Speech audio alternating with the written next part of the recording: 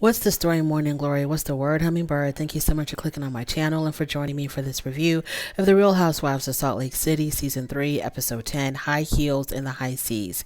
So I'm just trying to figure out what is going on with Jen Shah. With all the things that she's facing right now, the criminal charges, possible jail time, eventually pleading guilty to whatever she was charged with, why does she want to act like this on camera?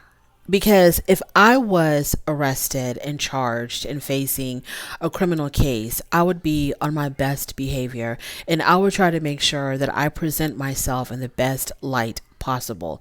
Not necessarily because you want to sway the court in any way, but I just wouldn't want to come off looking like a crazy, screaming,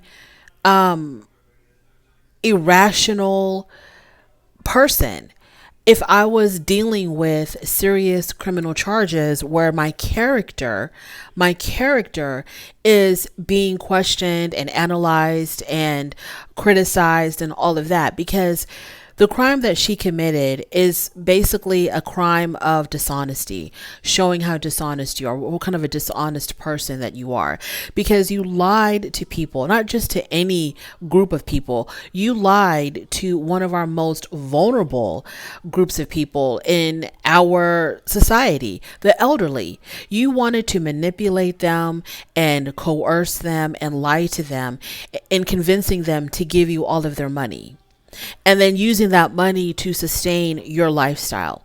You know what, you were not robbing Peter to pay Paul. You weren't trying to be a Robin Hood and give money to charitable organizations or to help the needy or the less fortunate. You just wanted to line your pockets and maintain a certain type of lifestyle. And so you're out here stealing money from Meemaw and Pawpaw just so that you can live in a big house and have designer bags and drive in a nice car, and disgusting behavior. And here you are on this show knowing what you're going through, because while this was being recorded, she had already been charged. She was already facing these criminal charges in New York, and she's running amok on this show. I just don't understand why you cannot for one season just chill out, Jen. When your reputation is being called into question and people are looking at you extremely sideways, why can't you for one season just chill out, be cool, calm, and collected, and stay out of the drama, and stay away from the alcohol, and stop screaming and yelling in people's faces, and also acting like a child by making your friends, your adult friends, choose between you and other friends because you don't like somebody. She talked about how Angie H had basically, brought shame or had humiliated her husband, because when Angie H and her husband created that fake Twitter account, and I forgot what it was called, but it had the last name Shah in it. She said that was really, it was disrespecting her husband because, they were using the name Shah in that fake Twitter account. Girl, the only person disrespecting your husband is you. Your husband seems like a very reasonable, intelligent man who wants to just keep the peace, stay away from the drama. He seems like someone where he puts a lot of thought in the things that he says. He just doesn't speak whatever comes to his mind. He speaks very carefully, very deliberately, very intelligently, and here you are running amok. You're on this yacht, throwing people's shoes in the water and the ocean, not giving a damn. You're drinking excessively. You're screaming in people's faces. You're shrieking like a hyena, and you're facing criminal charges. Why are you acting like this, Jen? For one season, could you not be on your best behavior? Now, I don't know if there's a clause in her contract or if it's an unspoken understanding in Bravo or at Bravo that if the more dramatic and crazy you are, the more they pay you. I don't know if that's why you're acting like this, because the crazier you appear, the more money you make. But I would think that a Bravo check is a Bravo check is a Bravo check, meaning that regardless if you are acting normal or if you're acting abnormal, your money will still be the same. So why put your reputation at risk? You pour this drink over your friend's head. You claim that it was just all for fun. No big deal. She was taking it too seriously. And then at dinner, you apologize to her. You're screaming and yelling with Lisa Barlow because Lisa Barlow thought that what you did to Angie K by pouring that drink over her head, she thought that that was not a good thing to do, and she sided with Angie K. You're screaming at her, trying to run away from her, talking about how she's not a good friend, she's not loyal, so on and so forth. And then at the dinner table, when Lisa Barlow brought it up, you acted like you couldn't remember. Like you don't remember anything that happened. I don't know if you did or if you didn't. I don't know if it was a game or what, because I'm hoping you were faking that memory loss.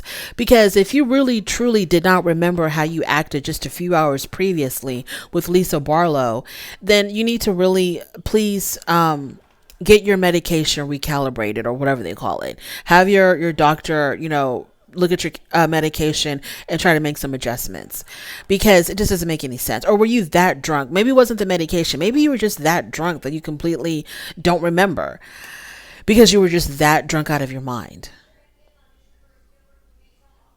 I'm just flabbergasted that someone who's facing, dire consequences decides that I'm going to get on this show and I'm going to act like a complete fool.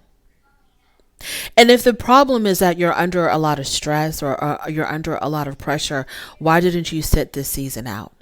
And if you couldn't sit out this season because you needed the money to pay your extremely expensive attorneys, then why couldn't you still be on the show, still get paid, but behave a little bit better?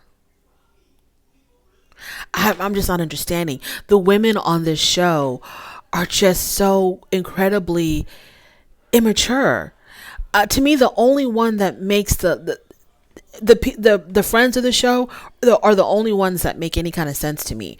The Danas, the Angie K's, not Angie H, the Danas, the Angie K's. These are the only people that make any sense to me.